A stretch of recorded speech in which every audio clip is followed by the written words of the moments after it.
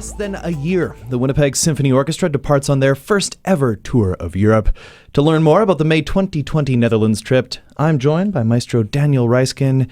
Good morning. Thanks for being here this first day of summer. Good morning, Simon. You're looking very summery here in Winnipeg. Yeah, it's great weather, and we already had some cool concerts. And last one a day before yesterday at Red River X. Yeah. The first time WSO actually went there. Did you go on any rides? No, I didn't. I didn't have time for it. Had it. to work, yeah. Well, we had Hello Ride with an orchestra. It was a great concert, and I even earned a trophy after performing.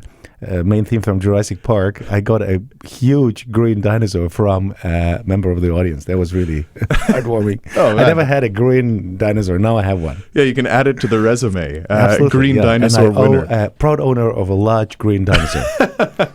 Well, I'm sure Winnipeggers and perhaps you too are looking forward to the lazy days of summer. But beyond that, there is something big on the horizon for the WSO in the 2019-20 season. A European tour, the first ever in the ensemble's 70-plus year history. What a milestone. Yeah, it is. It is. I actually asked recently the Vice President of Artistic Operations, Jean-François Paneuf, to give me a list of the touring activities of the WSO over the past 72 years.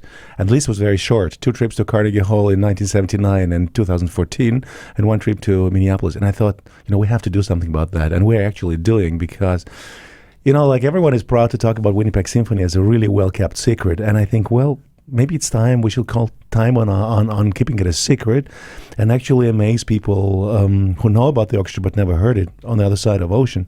Yeah. How great it is in some of the best concert halls you can imagine. You can let the cat out of the bag in a way. I mean, It's nice to have this secret, but let's share it with the world. Absolutely. So what does it mean to you to be the first conductor to take the ensemble overseas? Well, it's more than that. It's the occasion itself is remarkable. I have called Amsterdam home for almost 30 years. I moved in 1990 as a 20-year-old boy. So, and now I live in the city, and my apartment is 300 meters away from a touchy monument which is called Amsterdam Thanks Its Canadians. Wow. And we're talking about the context of the 75th anniversary of the end of the Second World War, which will be commemorated around the world largely. But these were the Canadians and largely the troops from Manitoba and Winnipeg that in the last days of Second World War liberated Netherlands and Amsterdam for that matter. So it has this huge historical and emotional content also for me because I escaped the crumbling and falling apart Soviet Union in the beginning of the 1990s, not having any perspective of having a life or future there. I came to a country which really formed me to a large extent who I am, and both my kids were born in Amsterdam. I speak fluent Dutch, and I really like being there and being part of its identity. But it all would not be possible if young Canadian boys and men in 1944 didn't leave Canada with this idea of liberating country they never were in and maybe even didn't know about it. But they took to the cause, and because of that, this is one of the most prosperous and most beautiful countries still in Europe. So I think being part of this great celebration, and on top of it, bringing the orchestra I'm ahead of now musically on their first ever European tour, it's a huge emotional context, and we are incredibly proud. And every time we talk about this, I feel like everyone in the room has goosebumps about it. And just being part of it, it's like really writing history. Yeah, it really is. And I mean, we just saw how emotional and how moving the 75th, the 75th commemoration of the Normandy landings was D-Day, just earlier this month. Have you heard any chatter amongst the orchestra musicians? Have you guys started to think about it at all, this upcoming tour? Oh, no, of course. From the very moment it was actually in the making and announced, we all know it's not going to be a tourist ride. It's a hard work. We have 7 concerts in a row, and it's it's really a task to keep it on a very high level. But just being able to share your passion and love for music with audiences, not only outside Winnipeg, outside Canada, outside North America, going to Europe, and to play in the concert hall like Concertgebouw or Rotterdam Philharmonic and be part of this story-making, history-building, I think it's carrying for all the musicians of the WSO. And yes, it's also investment on our part as organization, and also in terms of, like how much energy you have to put it as a player, and it's traveling and you have unpack and be sharp every evening. But I think the emotions we will try to pursue and give to the audiences will largely reflect on us. And I dare to say that when we are back to Winnipeg, this impulse, this artistic and human and emotional impulse, will carry this organization for at least several years onwards. I know from experience. I'm touring around the world with various orchestras, whether as music director or as a guest, and I know after a successful tour and performing in major concerts like this, a really interesting and top-notch repertoire, you come back, organization thrives on it, another year or 2 or 3, and this is what we want to get from it, Yeah, you come back also a changed organization too, right? Amongst the players, amongst that bond, and amongst those shared experiences. It's what you say. It's bonding. It's the collective. It's collective effort. Yeah. We see each other very often during the year. Rehearsals, concerts. It's a very, very tight group of people. But when you are traveling together, it's like really being on this one boat, and steering in one direction. And yes, there will be differences of opinions and some discomfort here, and it's all part of the experience. It's part of experience, but as an organization, you are becoming much stronger. It has this component of bringing something to a next level, and also just the mere fact that you would be able to play 2 major symphonic or oratorial works. The Symphony by Beethoven and the Solennelle by Berlioz 7 times in a row in different places, and you can bring this to a level, and also after having played it twice here in Winnipeg. Every time you can bring it to another level, and when we all know music well by then, and everyone is really trying to give his and hers best, and at the end of the day, this is something I talk about this. Experiences in life, these steps in our life, is something you would be proud to tell to your grandkids about. So this is what we want to do. Yeah. No doubt. You mentioned some of the repertoire that you're going to be performing. The Beethoven Symphony No. 5, the Messe Solennelle at Berlioz. There's also going to be music especially written for the trip by the Canadian composer Matthew Whitall. I want to ask about some of the performers who are either traveling on tour with you or going to be there in the Netherlands already. Who will you be performing with on this tour? Well, it's a really an effort from both the Dutch and the Canadian side, and the initial impulse was given through the relationship between the Amsterdam Choir, one of the oldest choirs in Amsterdam, Toonkunst choir, and the Winnipeg Symphony, and this choir will be the one we will be singing the Messe Solennelle with in the Netherlands, and it will be joined from Winnipeg by Winnipeg singers. Oh, nice. I just had a wonderful event with them yesterday night, and we spoke about. So many people are so excited about this already. No doubt. And here in Winnipeg, it's going to be performed by our CMU Festival Choir and the Winnipeg Philharmonic Choir. I think we'll get as many people to that as we can. And then we have also had to deal with the issue of soloists. With 3 soloists, and you cannot divide 3 soloists by 2.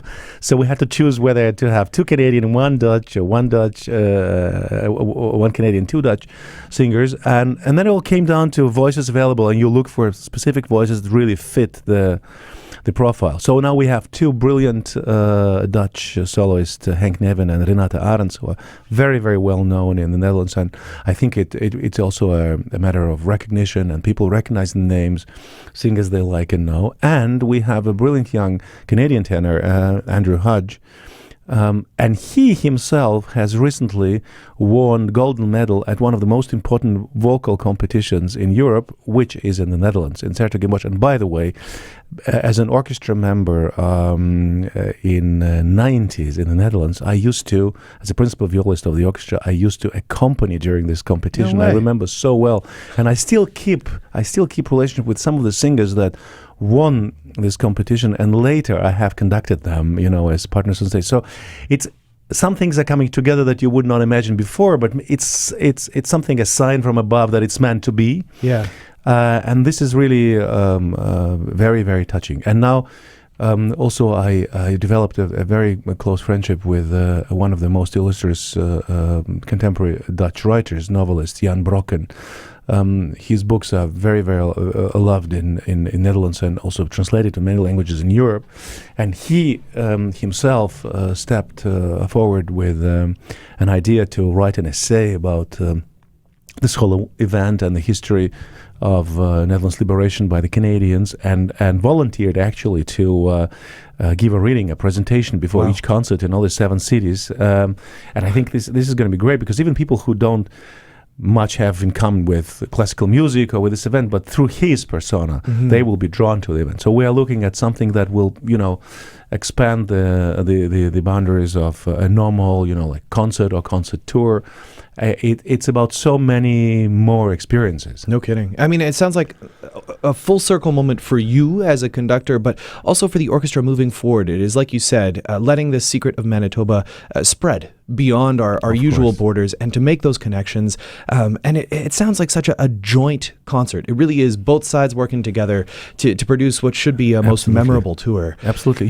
I've been a proud Dutch citizen for now 25 years. So for me, at the same time, being music director of the Winnipeg Symphony Orchestra, and to see these things come together and happen, Concertgebouw, the concert hall of Concertgebouw, is 7 minutes by foot from where I live in Amsterdam, and I'm here and we're going there. Sometimes I close my eyes, I can't believe this happens, and so it's a huge moment for me too. And if it happens, I think that it's too early for me to even touch the question of issue of legacy. But if you talk about trying to build one, this is definitely a cornerstone to something like this. And I'm incredibly grateful for all the people that are putting so many man hours and passion into that. Because for us to control and to develop and to support the project like that with the same staff and personnel we are actually working through our regular seasons, it's a huge thing. It's the largest project ever the WSO undertook, and we are doing it with the same manpower. So all the people involved in that deserve incredible recognition and thanks. You mentioned, that is no doubt a challenge. Are there any other challenges? Just getting the orchestra over to Europe. Is there any way, if people want to support or help out or get people there? Look, we're all realistic. We know that this is not a tourist ride for which the orchestra, pays and goes and enjoys itself. It's an expensive project, and we are really happy to see great interest from within the community in Winnipeg in supporting it. And people who were interested and in support of WSO's trip to Carnegie Hall in 2014 remember this idea of adopting a musician, where all the 67 musicians were adopted by virtue of donation of some sort, to cover for expenses of travel and hotel, because it's unrealistic to cover these expenses from regular fees the promoters in the Netherlands and concert halls can pay. Their budgets are built on possibilities of inviting local orchestras, that take a bus and in 40 minutes they're there. So we came up with the same idea now to do an Adopt a Musician campaign, and everyone, whether an individual who takes this project to heart or an organization, a company, can adopt a musician, any musician of WSO, for $5,000, and it's you get a charitable receipt for that. And you can also adopt the singers. They're more expensive, the soloists. I think it's like $15,000, and you can also adopt a music director. And unfortunately, that's me, and that's expensive too. But you can do it like a group of friends, and it's 25 grand. But I tell you, it's worth it. Well, Maestro, I want to thank you so much for coming by to tell us about this. Like you say, just a legacy moment for the WSO moving forward, and for you and for all involved. Thank you very much, Sam, for your interest and for letting me speak about this here. Of course. Maestro Daniel Raiskin in studio, telling us a little bit about the upcoming WSO Netherlands tour. Less than a year until the WSO makes their European debut in May. You can find more information at wso.ca, where you might also notice that Maestro Daniel Raiskin isn't quite done yet. You're going back to the future this weekend? Oh, the week started already very busy. I had a final concert of Sistema in Winnipeg with this bunch of this incredible kids. It's really overwhelming emotionally to see all that. And then we had a Red River X concert. We are doing the Back to the Future, the kids concert, with a really cool program where I can for the first time actually here in Winnipeg, play music and address the group of kids as my listeners. I did my pops with WSO with Matthew Morrison.